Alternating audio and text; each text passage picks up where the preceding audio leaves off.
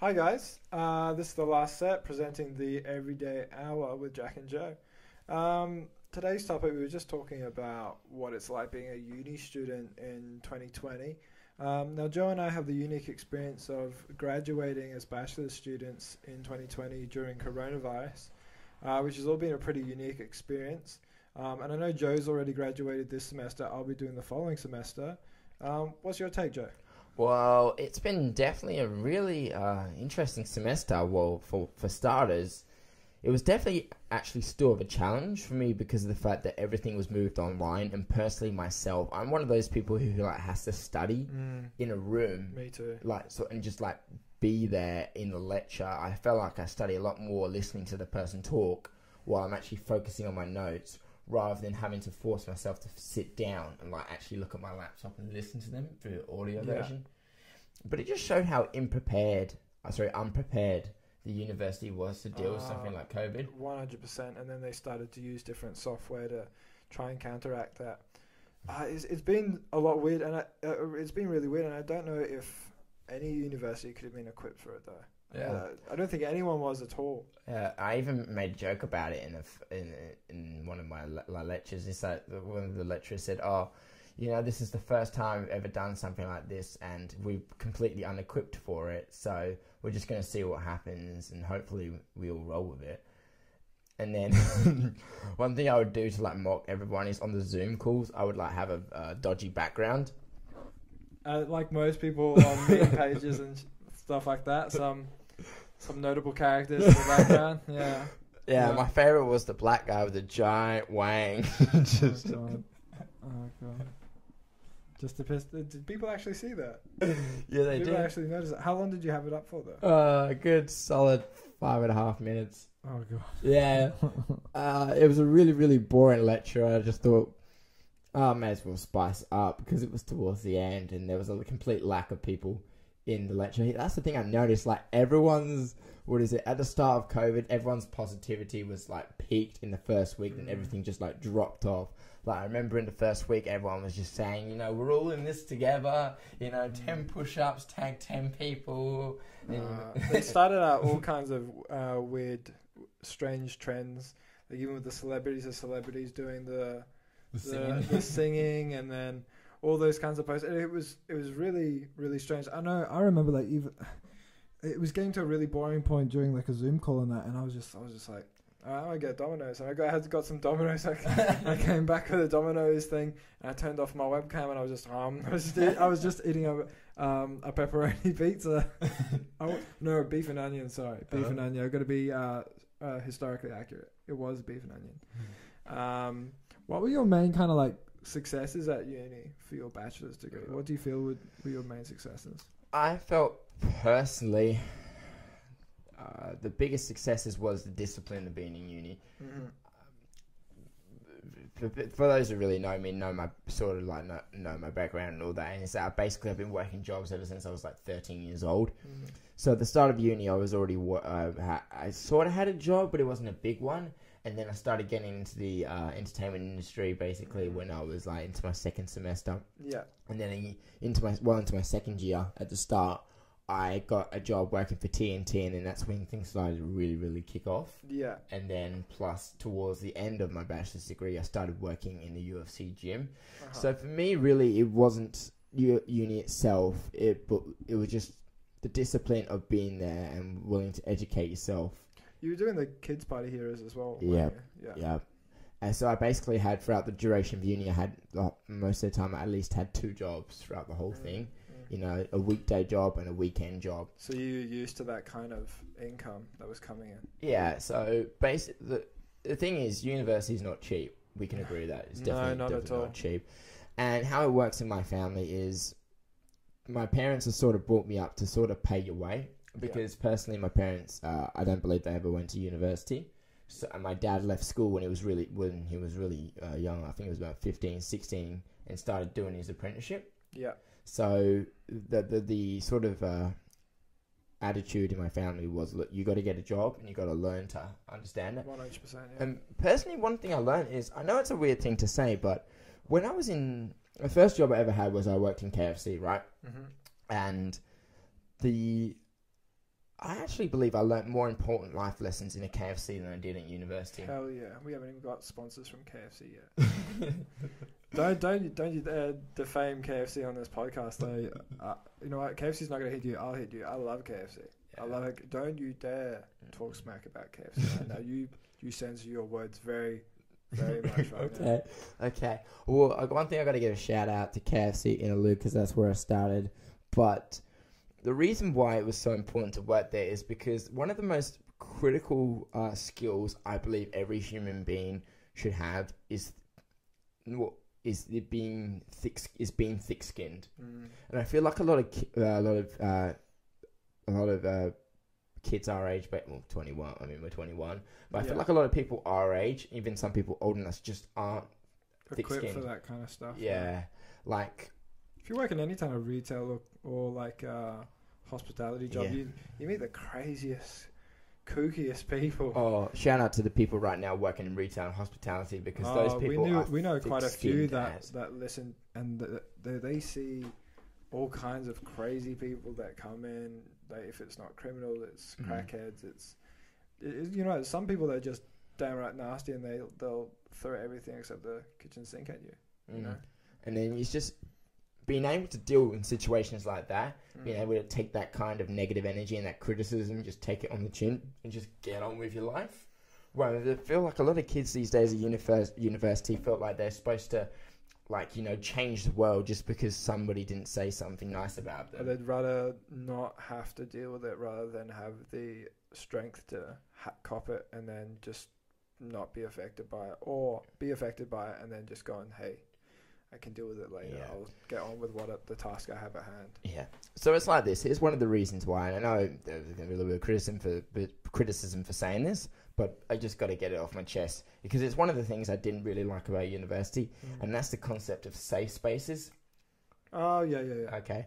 So look, I'm not bagging on anyone in particular, but when you're in the real world, there aren't any safe spaces. When I was in KFC, when I was putting up with some dude who was like coming in drunk, and I had to try and get him out of the fucking... I would have to try and tell him to leave or try and call the cops because somebody potentially was trying to rob us or somebody started throwing stuffs. You know, I wasn't allowed to go into a room where I can just sit down and feel safe or just not be able to deal with it. I had to take that like full on. Like I had to deal with that head on. I had to learn to deal with conflict. And that's probably one of the skills that was most invaluable, is being able to deal with stressful situations like that head on. Now, in university, if you actually, there's places where you can go and you can't really say certain things and you've got to tell them, you know, this is a safe space. You can't say this, you can't do this. You know, everyone's meant to feel included. Those I actually believe weaken people. I feel they're very good-natured at heart, though. Yes. There's certainly a good nature to them. And I think... I have mixed feelings about it because the safe spaces I think are fine. I just think, and it's fine at a university level, because it's a learning place. Sometimes you never know some people's experiences. Maybe they do need a safe space. You don't know what they go on with. But when you have them in maybe like a workplace or somewhere else, you kind of have to learn to you're kind of like halting them for like learning some certain things. I'm fine with having safe spaces at uni and things like that. It's just because there is a good nature behind it. You're not doing it to be nice. You're not doing it to be rude. You're doing it to just help people that are in need and things like that. But you just need to understand that there's going to come a point when you are going to have to not need that safe space anymore. If you continue to need that safe space, you're relying on it. If you happen to need the safe space at that time, I'm cool with that. And you progress. The thing for me is that if you want the safe space at uni, perfectly fine, or in the workplace, you know, it's all good. But if you continue to rely on that, it means you're not moving forward, you're not progressing. If you do need that safe space at that point in time, that's all good. So as long as it doesn't create that dependency. As long as it doesn't create dependency, because that means you're not having a rest, you're taking away the stimulus that you're not happy with. Yeah. It's rather than actually thinking of a solution to actually like deal with the conflict. Yeah, because sometimes I feel like safe spaces actually do have a place. They definitely do have a place, because when you have a safe place, you actually get a breather from things hitting at you. And then when you get a breather, you can think clearly, and then you can have a solution, and then you never have to come back to that place anymore. Yeah, just like going back to when I was working, like, you know, whenever a situation like would happen and I'd have to complain, I would have to go to the manager. Basically, he would just give me my paycheck and show me the door. Yeah. And it was always the same. They would always say, look, if you're not happy, they're pretty heartless. I don't know. But they would say, if you're not happy, you know, the door's right there and you have the right to leave. And it was the same. That's just a philosophy that's just followed me throughout my whole life, you know. Basically, when you're in an environment like that, you've got to adapt. You've got to like learn to deal with it and process it, and then I believe that's how you grow, because you're not in your comfort zone. Because very few people in life, their comfort zone has got something like screaming at them because they didn't get their fucking nuggets. Yeah. I gotta tell this one time. One time I was working in a KFC, and this dude, he literally jumped over the counter, stole a bucket of chicken, and tried to jump through the drive-thru and jumped into himself, and jumped into the window and knocked himself out. While you were working? Yeah, while I was working. And the bucket of chicken just went flying up in the air. I remember when I have a few stories from KFC. Actually, I had one from the other day when I had to I went to KFC to go get some food, and they said, "Oh, don't worry, the nuggets are taking a while." And I was like, "Okay." And then I pulled up. Half an hour later, I'm like, "What? How many nuggets you making in the bag?" I'm expecting a few crates. And then I came in, and then they were like, "Oh, sorry." And I was like, and then they just started calling out my order. I was like, I forgot about my order. And then they gave us some, and she was just like, "Oh, just because you've been waiting, we gave you some free food." Gave me half a kilo of potato and gravy. Oh. Who eats a half a kilo? How is that even a thing? Do you know what I did? I had a look at it. I was like, nah. So I gave it to the dog, and then the dog just sniffed it and was like, "Bro, why this ain't dog food? I don't want this." Had another sniff because I was like, "Oh, come on, have it." Had a little lick. I went, "Shit, this delicious," and went at it. Ate it in 30 seconds. Honestly, I ate half a kilo and then just went, "Oh, I go to sleep now." I'm like, so that's why after potato and gravy, I'm so sleepy. The dog's on the side, on the side, just going, "I should not have ate half a kilo of potato and gravy." All this mystery food. Anyway, so what were some of your successes and failures in uni?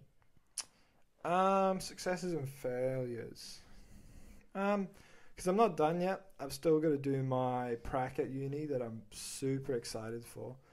And that's going to be a lot of fun because it's really good to be hands-on. So I think the main success would be just getting to a point where I'm comfortable being in the gym and talking to people is fine. It's more just having the knowledge and the information.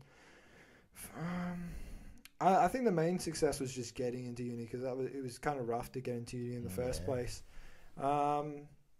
Getting better at like studying and things like that, and working to my strengths. Failures.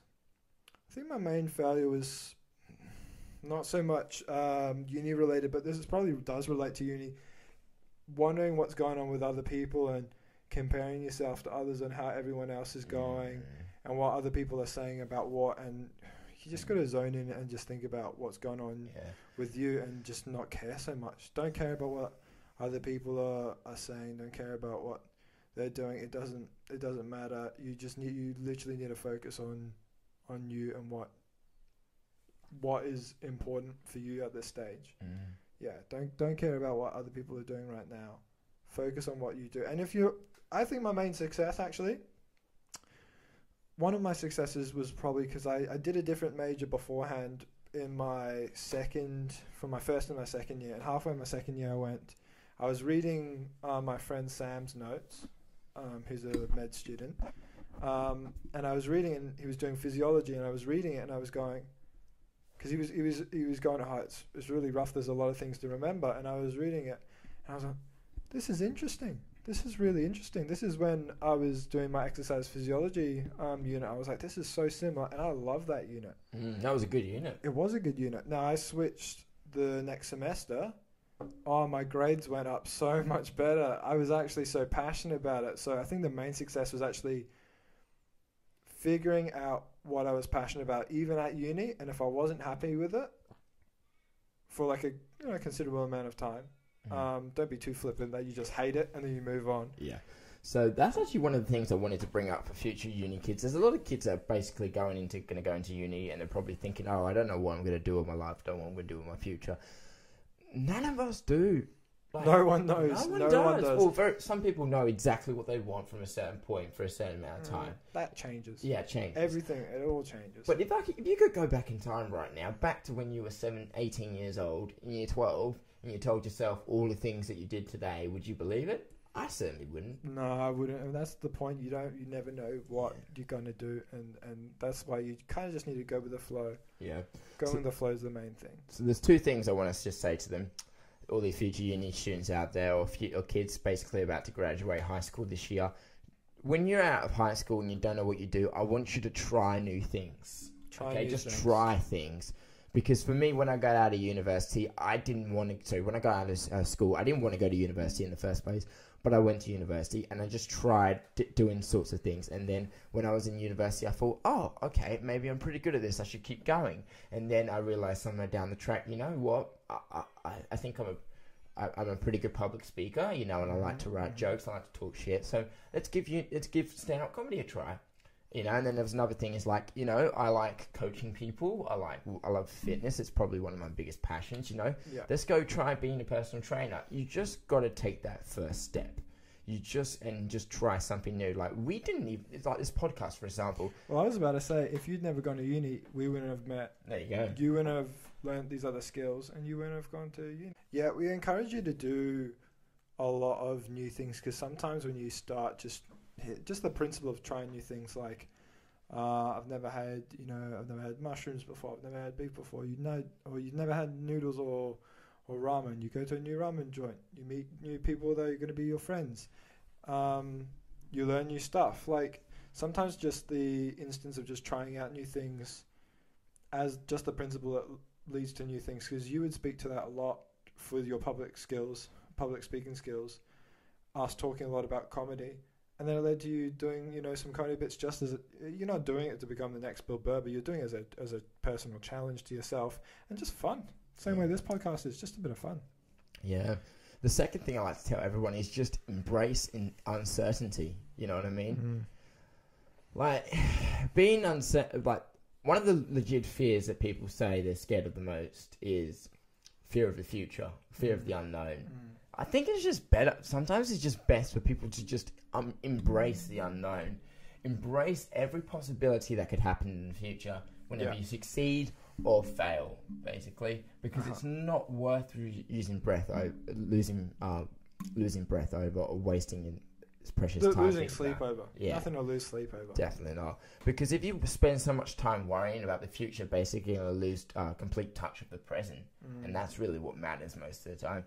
So those are the two things I just wanted to like give as a message to the future students of UWA. Yeah, I would add to a point, because a lot of any academic records, like how well you do on exams and how well you do in tests, I would say the same way we said do what you're passionate about and find out what you're passionate about. The principle is finding what works for you. That goes with also studying and doing well. If you're a visual person, you get the most amount of flashcards out there. If you're an audio person, record yourself reading your notes and listen to it. You need to find what works for you. If you really like question and answers because you feel prepared for tests and things like that, it works for most people actually. It's actually a really good tool, question and answer, like practice booklets. But if that's what works for you, you do that. And if anyone says it's silly or something like that, it's just because they can't relate, because it doesn't work for them. Yeah. That doesn't mean you're wrong. It just means they can't relate. So what works for you, Jack, then when it comes to studying? I would say I like a bit of repetition. I like rewriting my notes, and as I rewrite my notes, I'm not writing out I recall on it, but I make my notes more and more concise to the point I could fit it on a shorter number of pages. The biggest one is writing your notes as practice questions and answers, and that's how you automatically you're able to read through your normal notes and read through the lectures and things like that, and the course material, and then you look at it and you have to think, what could they ask me? Not look at what is in practice exams, because most likely they're not going to feed you a question. Look at what it is. Think what could be a possible question. You write that down. You write out the answer for that as an open book, and you write your notes like that. And then gradually, you should need the answers less and less, so that when you're doing your questions, you feel totally comfortable to do so. Yeah, I would find that. What works for you? What works for me is basically I can't literally just sit down and start writing because my mind just starts wandering.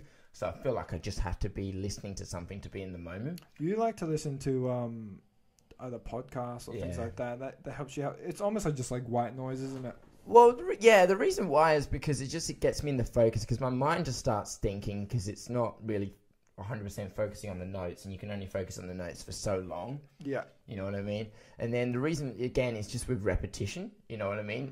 And just constantly rewriting. So I write everything, I type everything, and then I put it on palm cards as well. And then when that's done, basically, normally I just like highlight the key points and then just rewrite them one more time. Yeah. And so I've done it so that way before the exam. I've literally written everything at least 4 times, you know, copy every diagram. And when it comes to listening to things, it doesn't even have to be a podcast. It can just be on Spotify. Sometimes I just just type in study music, and it just gives you this like really calm and relaxing A lot of the beats. time it's like rain and things like that. Yeah. Things that storms, wind, things that's in the background that has some sort of tempo for you to just tune out for. Yeah. Actually, no, I want to bring up a story. Okay. So when we'll leave it to a different time when we first met, but I would like to bring up when you became an adult performer as a stripper. You told me about a month or 2 before you publicly announced it. Yeah. I pissed myself laughing so much. And you said, don't tell anyone. You cannot tell anyone. Nobody knows. And I was like, oh, okay. And I had to keep that. And it was like the biggest news. Not the biggest news. It was hilarious. It was so funny. It was so funny. And I had to stay quiet for 1 or 2 months of you being a stripper. And you had to use code words when you were talking to them, like, oh yeah, got a new gig, and it's like performing in front of people, and they're like, oh yeah. And in my head, he's like, he takes off his clothes, you idiot. How many? You were using little keyword, like little code words for what you were. People. I like to test them. Yeah. I like to see how much they're really paying attention. And I'm pretty sure I told you right in the middle of a lecture as well. No. You told us when we were eating. I think when we were I told you in a lecture. You told me in a lecture, and what was it? Okay, so here's how it happened. I was texting somebody who I met, who came to the show, my first show, and then it was on a Monday, and then you're like, who are you texting? I said, who bitch? That's where I came from. And then I pull out my phone and I show you the photos from the weekend. I'll be like, yo, I did this. And I was like, what are you doing, Joe? And then afterwards we had lunch, and that's when you told me. Yeah. That's when you told me properly. You were just telling me, you just showed me some pictures or something. And then when we were eating lunch, you went, some guys like offered me a job. Now I'm working for this company. And I was like, in my head, I was like, fair play. On the outside, I was laughing so much. It was so funny. Especially since it's even funnier because it's the same way like you're in assembly or something and someone tells you a funny joke and you're like, and you're trying. It's funnier because you can't laugh, right?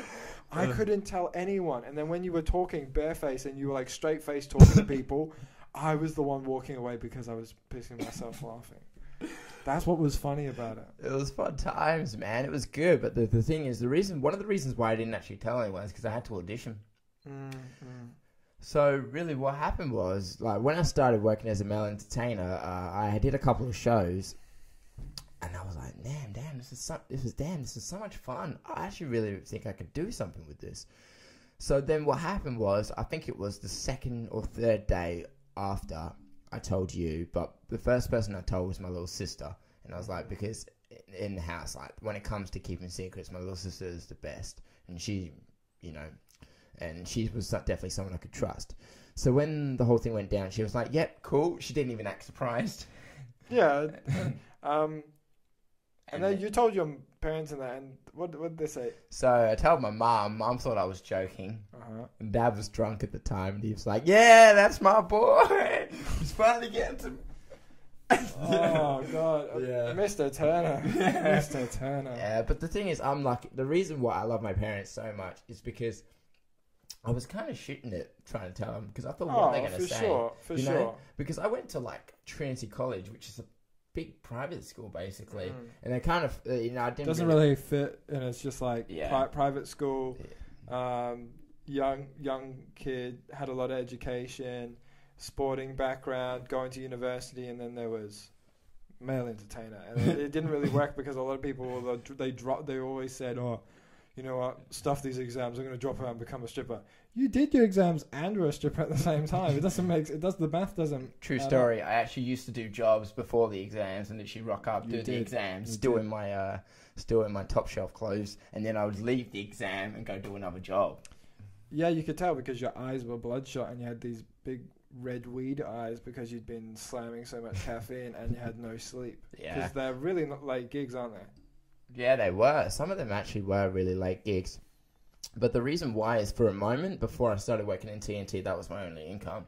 Yeah. And it was just on the weekends as well, and the exams on the weekends. So that's like, well, if I ever got a job on the weekend, I just can't miss it because that's all the work I'm going to get for a little bit. And then that's when I got into TNT, it was a little bit of a breather. I mean, it was hard work, but it was still a breather.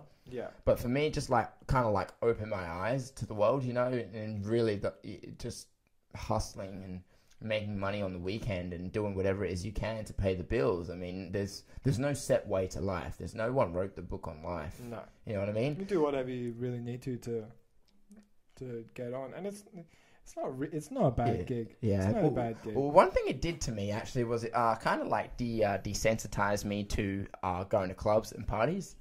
Because you weren't really like that. Hey? Yeah, I'm not like that. To be honest, if people invite me to parties, I'm like, probably won't go. Well, we're kind of introverted. I mean, I would say we're definitely extroverted to some degree, but we're more introverted than extroverted, would you say? I like to think that we're cut from a similar cloth in the fact that we're pretty introverted. We like to keep to ourselves. We're pretty private. However, when we're in good company and we're like comfortable with each other, that's when we're extroverted, and that's when our like big happy confidence and character comes out. That's probably why this works so well, because if I was in a corner on my own, it would be a terrible podcast. Yeah, totally understand that. Definitely, for sure, definitely. Well, because anyway, going back, like when I was working there, and what it kind of, because talking about introvertism, is that how you say it? Don't know.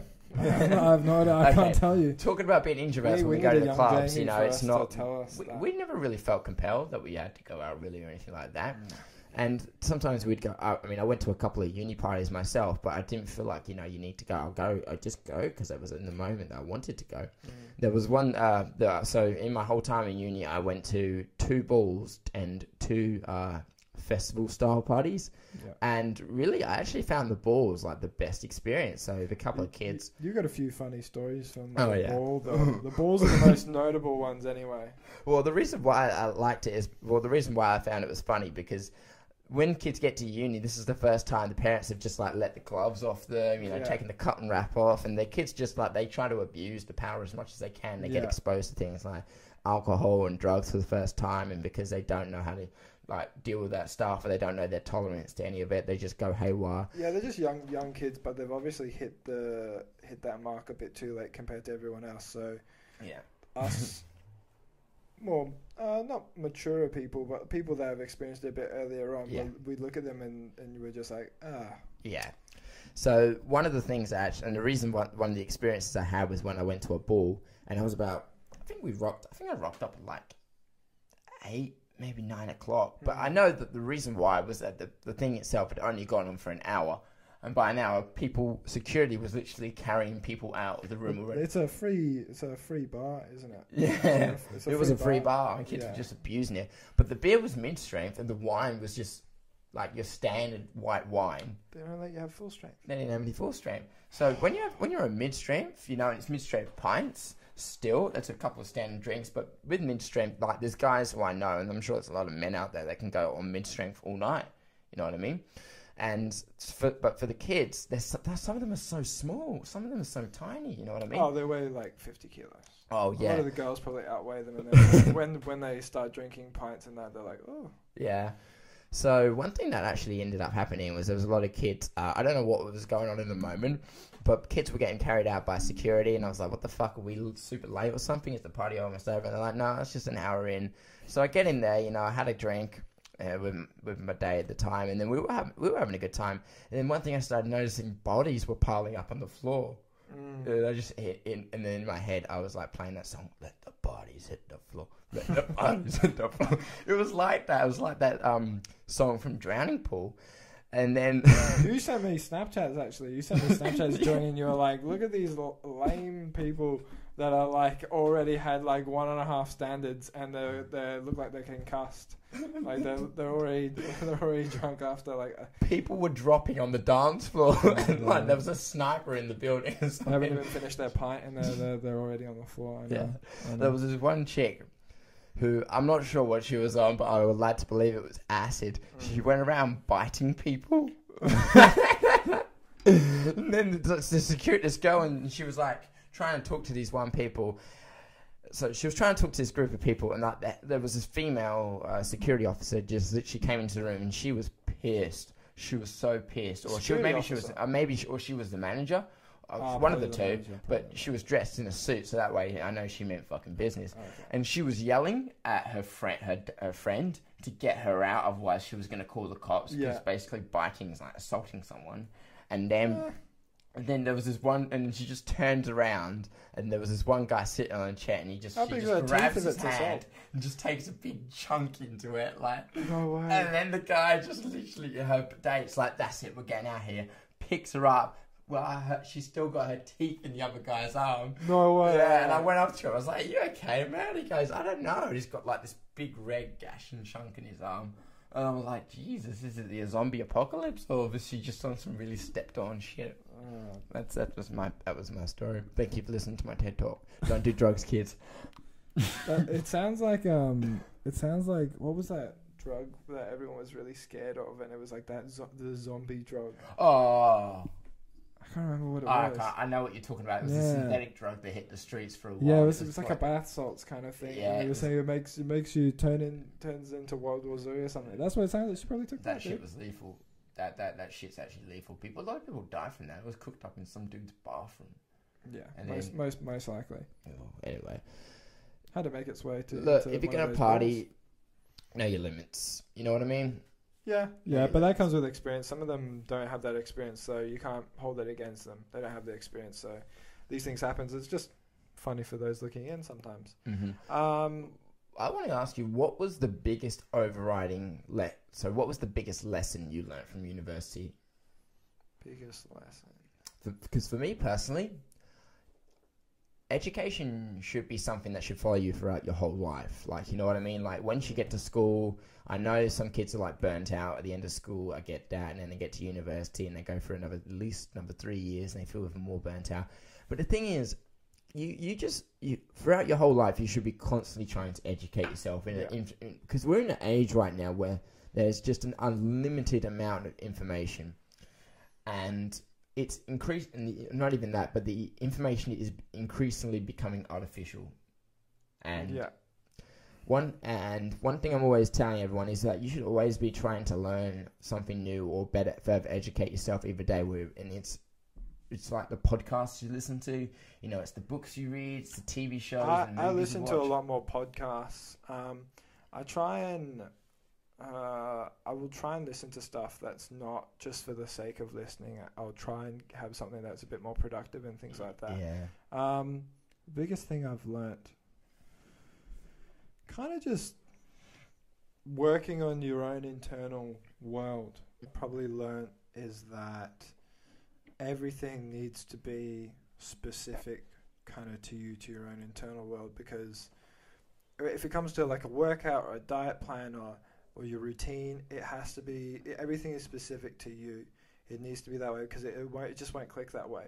And I'm continuing to kind of educate myself with books on top of the things I read, and it just improve, because you should always continue to educate yourself. When you're a doctor, you should continue to read and add to that. You should continue to better yourself, even if you don't have to be ballistic about it. You could just be reading a book every month. It needs to just be something small. I think that's important to keep doing that. And I find a lot of this information is pretty good because it flows into stuff I'm passionate about in the first place. So what you basically what you input into your body, into your mind, is so critical. And it becomes your internal world. Yeah, it becomes your internal world. The bit of information that you let stick in your mind becomes your internal world, and that's huge. That's huge because that'll affect your thoughts, affect your feelings, it'll affect everything.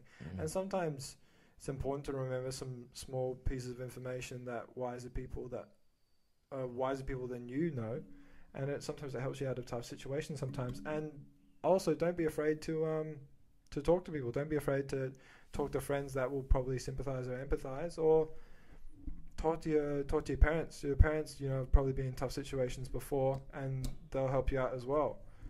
If it comes to studying or exams, because I know exams are such a big thing. I know I was pooping my pants earlier with Examplify, which was the online exams because of coronavirus. You had a bad experience with that, didn't you? I did have not the best experience with that. I was having trouble going through the service, and that's over now.